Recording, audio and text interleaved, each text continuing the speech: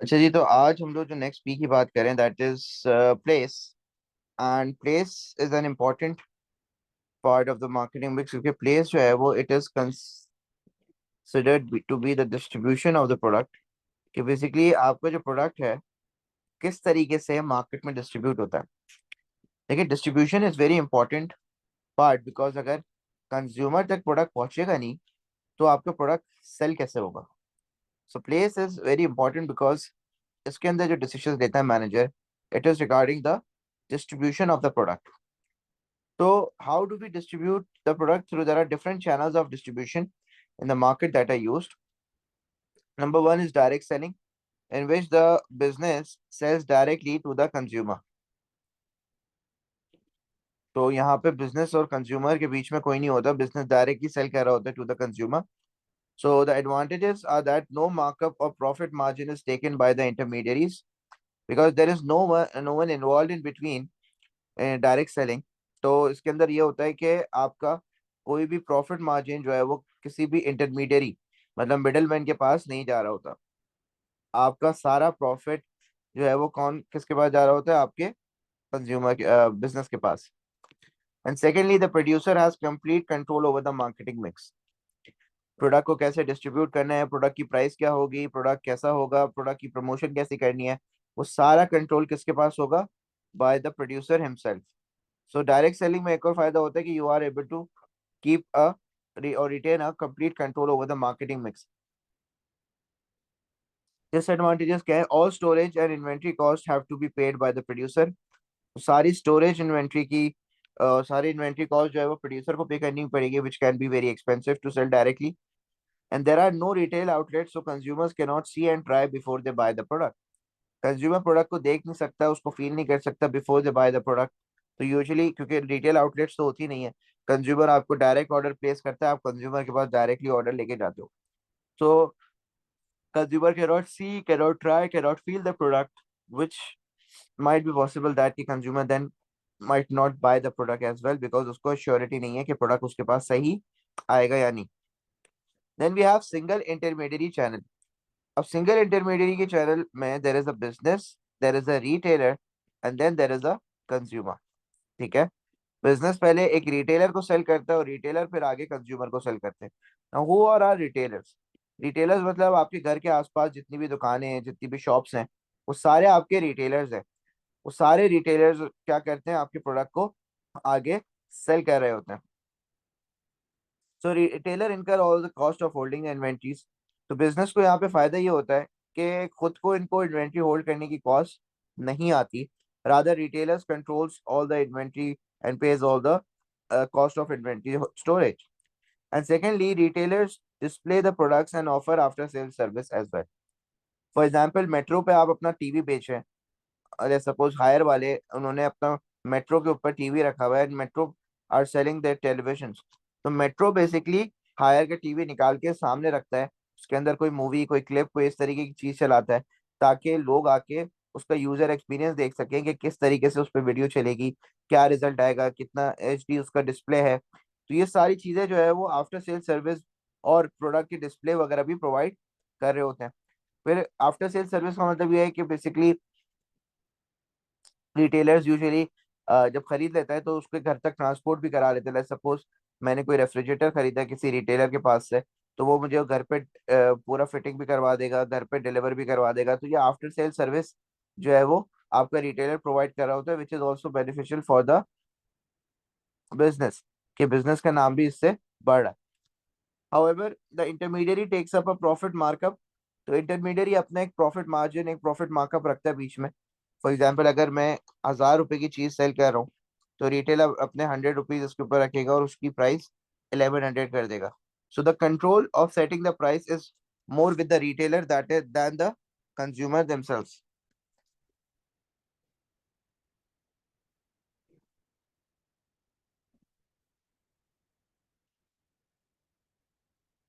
Then we have producer lose control over the marketing mix. Producers also lose control over the marketing mix. अब ये क्या मसला है यहाँ पे? क्योंकि देखें, आपका रिटेलर सेल कर रहा है आपका प्रोडक्ट, तो रिटेलर उसको किस तरीके से सेल करेगा वो कम्प्लीटली रिटेलर के ऊपर है, वेदर वो प्रोडक्ट को बहुत आगे रखेगा, वेदर वो प्रोडक्ट को बहुत पीछे रखेगा अपने शेल्फ्स में, वेदर वो प्रोडक्ट की प्राइसिंग क्या करेगा, अपने प्रॉफिट मार्जिन बहुत ज्यादा रखेगा उसके ऊपर, तो ये प्रोडक्ट को प्रमोट कैसे करेगा। सही है, तो ये सारा काम जो है वो रिटेलर का होता है।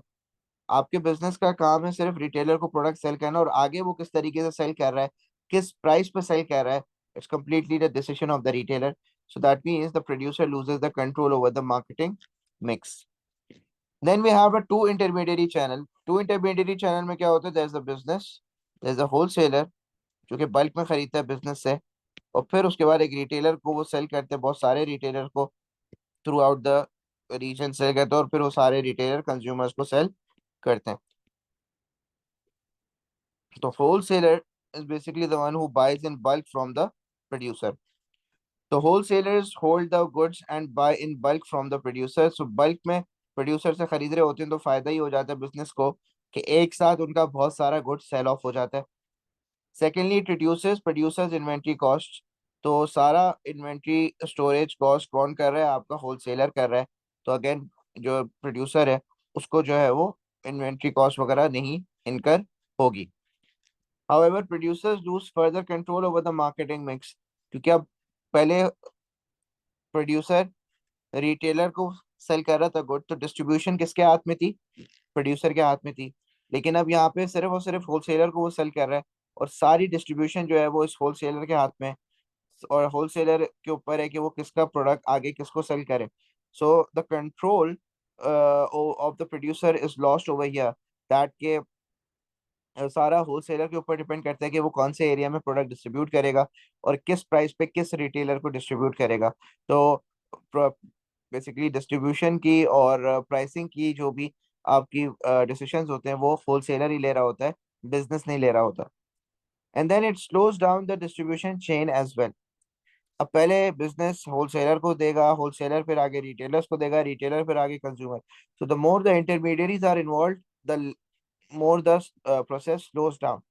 So distribution chain आपकी ये काफी ज्यादा slow down हो जाती है in two intermediary channel. So these are the three main distribution channel that the business uses in order to distribute the product. Then we have the online marketing or e-commerce as well. E-commerce is when you're selling the goods and services by using the internet online. जब आप online अपनी website वगैरह से या social media application से अपने product को cell कर रहे हो तो मार्केट के अंदर, that is basically your online marketing और ई कॉमर्स। एक बड़ी एग्जांपल है Amazon. Amazon is a online platform where many businesses they start up, they set up their shop or Amazon, and they sell online throughout the world. So the benefits are that it is relatively inexpensive if the cost is compared to the number of consumer reached. तो ये बिल्कुल ही इसकी जो cost है बहुत कम होती है, बहुत मिनिमम होती है। तो ये कॉस्ट एफिशिएंसी ई कॉमर्स की बहुत ज्यादा है, क्योंकि आपकी कॉस्ट इतनी ज्यादा सेटअप करने में नहीं आ रही होती जितने नंबर ऑफ कस्टमर्स को आप रीच कर सकते हो। तो setup costs are very minimum and you can reach more number of customers. Secondly, computer and smartphone ownership is increasing in all countries of the world. तो throughout the countries, computer ownership, smartphones, internet जो है वो बढ़ता जा रहा है, उसका usage बढ़ता जा रहा है। तो ये एक तरीका सही है कि ऑनलाइन एट कन्वीनियंस जो है वो कस्टमर को सेल कर दिया जाए product. Thirdly, companies can reach a worldwide audience for a small proportion of traditional promotional budgets. का वर्ल्ड वाइड ऑडियंस को आप टारगेट कर सकते हो विद स्मॉल प्रमोशनल बजट्स। मतलब अगर टीवी पे ऐड चलाओगे तो करोड़ों रुपए खर्च करने पड़ते हैं, यहाँ पे आप हजारों रुपए भी खर्च करोगे तो you can reach a world wide audience. Fourthly, consumers interact with websites and make purchases and leave important data about themselves.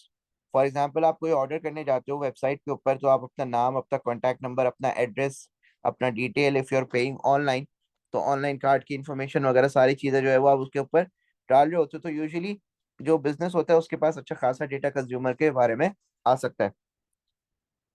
And the internet is convenient for customers if they have access to the computer. तो internet का usage और internet पे order करना काफी ज्यादा convenient है, और place का सबसे मेन ऑब्जेक्टिव ही यही होता है कि to provide convenience to the customer. तो कन्वीनियंस इससे बहुत ज्यादा होती है आपके कस्टमर के पास, और उसकी वजह से कस्टमर जो है वो ज्यादा प्रेफर करते हैं कि वो ऑनलाइन परचेजिंग करे।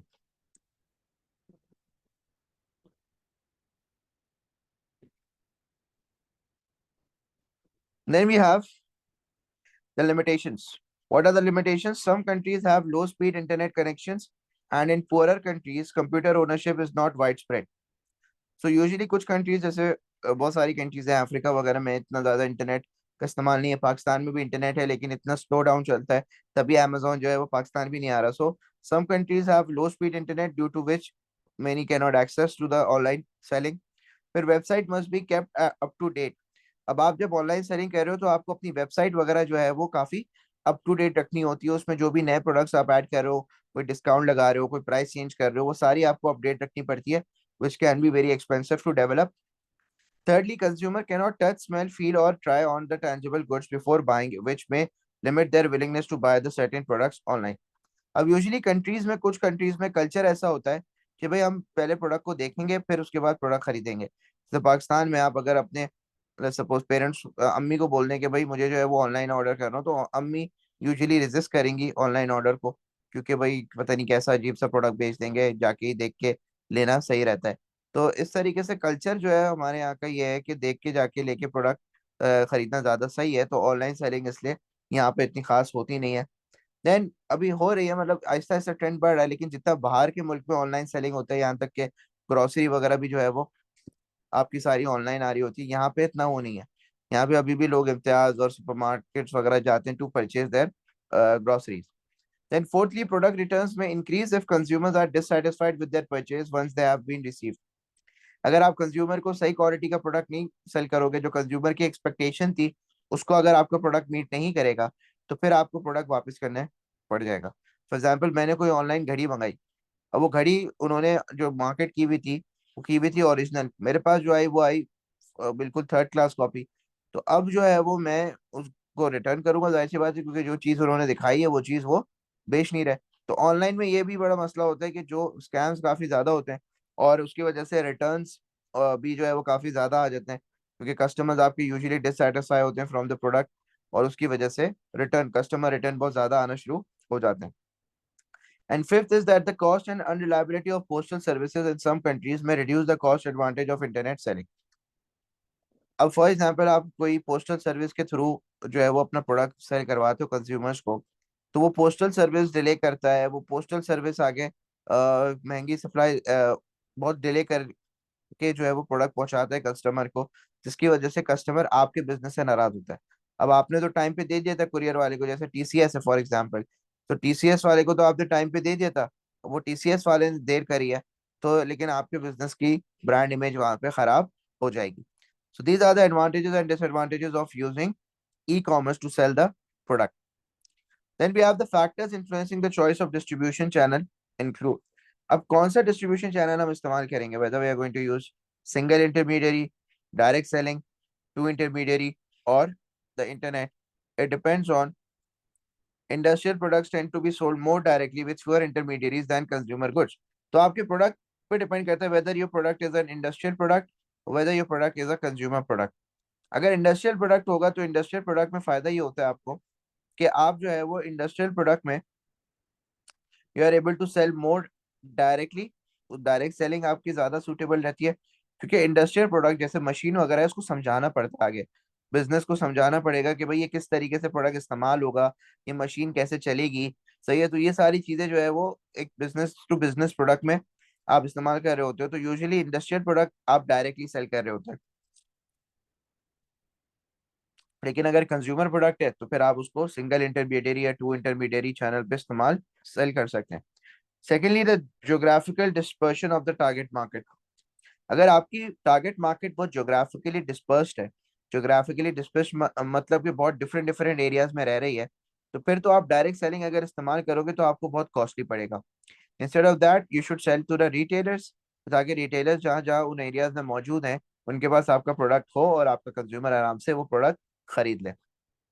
And thirdly, we have the level of service expected by the consumers.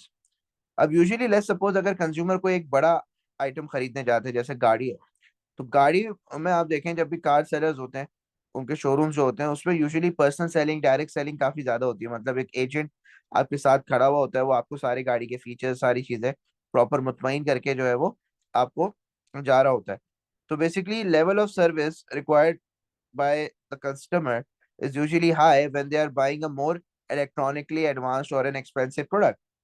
Whereas when they are buying a simple product, just such as a packet of chips, उसके अंदर level of service concerns कम है. मतलब वो खुद भी जाके देख सकते हैं चिप्स में है क्या और वो उसको खरीद लेगा. So where the level of concerns are higher, usually direct selling are used. जैसे कोई ज्वेलरी सेट आप खरीदने जाओ तो खुद ज्वेलरी ओनर जो है वो वहां पे बैठा होगा, वो आपको सेल कर रहा होगा. तो इस तरीके से when you are going to buy expensive products, तो यूजुअली उसके अंदर जो है वो आपकी जो लेवल ऑफ सर्विस कंसर्न है, जो आप एक्सपेक्ट करते हो लेवल ऑफ सर्विस अच्छी होगी. सो बेसिकली उसके लिए आप डायरेक्ट सेलिंग इस्तेमाल करते हो.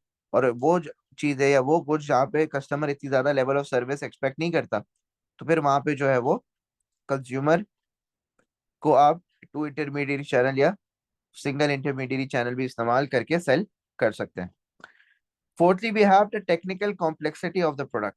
अगर आपका प्रोडक्ट बहुत ज्यादा टेक्निकली कॉम्प्लेक्स है, तो फिर आपको डायरेक्ट सेलिंग इस्तेमाल करनी चाहिए.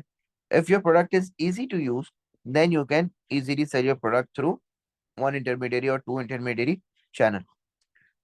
Then we have the number of potential customers. आपके पोटेंशियल कस्टमर्स का साइज क्या है? If it is a mass market, then you will have to sell to the retailers. If it is a niche market, then direct selling can be used. So these are the factors that. अच्छा, फिर है value of unit.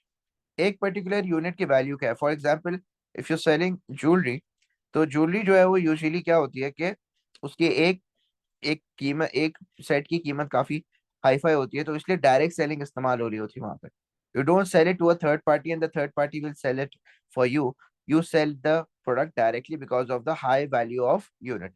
इसी तरह गाड़ी की example ले लें तो गाड़ी की भी हर एक यूनिट की कीमत बहुत ज्यादा होती है, और उसकी वजह से जो है वो बिजनेस डायरेक्ट सेलिंग इस्तेमाल कर रहे होते हैं. However, the value of unit, if it is low, for example कोई 50 रुपए की चीज है, तो वो 50 रुपए की चीज की वैल्यू ऑफ यूनिट क्योंकि लो है, तो यूजुअली वो फिर रिटेलर्स के थ्रू या थर्ड पार्टी के थ्रू जो है वो सेल करेगा product. So that is also a factor that influences that what is the value of unit that you are selling. Then the choice of distribution channel is very important. So what is the importance of place? Because consumers can benefit from easy access to the products, and this allows them to see and try products before they buy, makes purchasing easy and allows if necessary for return of the goods. तो basically आपकी purchasing वगैरह काफी आसान और काफी effective हो जाती है. Then manufacturers need outlets for their products that give a wide geographical market coverage. However, they also want the desired image of the product to be promoted effectively.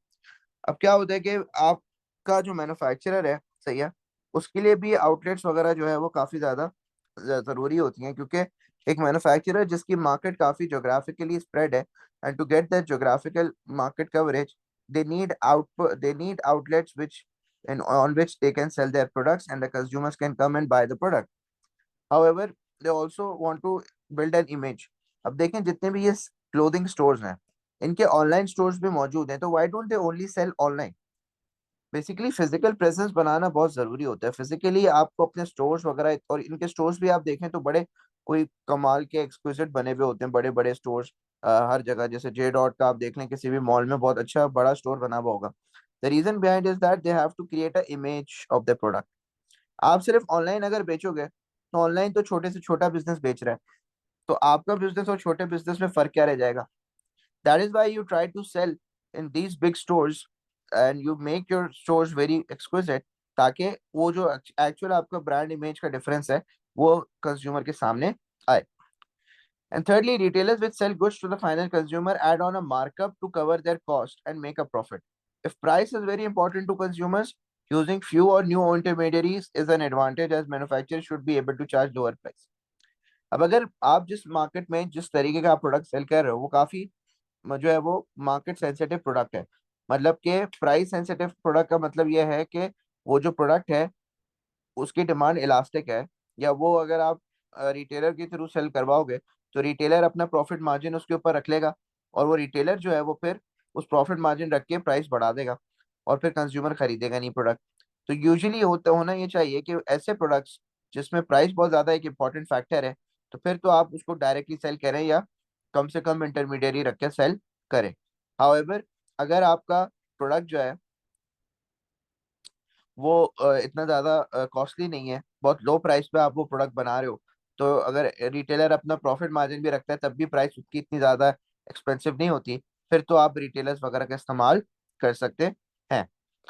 So this is your place overall, आपके यहाँ पे place खत्म होता है। तो यहाँ पे basically एक और कॉन्सेप्ट है, that is the integrated marketing mix. अब now we have studied the 4 P's, right? The 4 P's, product, price, place and promotion, they should be integrated. अब इंटीग्रेटेड का मतलब क्या है?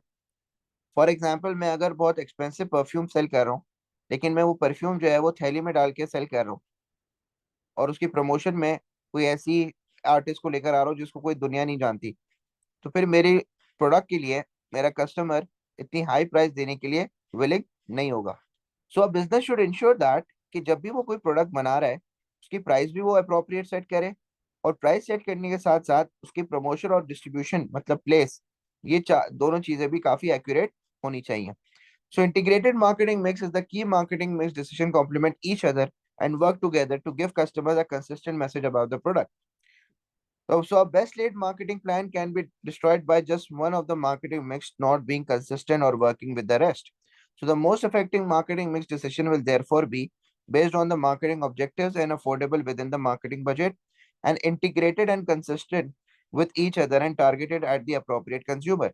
So if you want to achieve your marketing plan, you should ensure that कि आपके objectives के हिसाब से आपकी सारी strategy बनी हुई हो, एंड सेकेंडली आपकी जो strategy है वो बजट को भी फॉलो कर रही हो।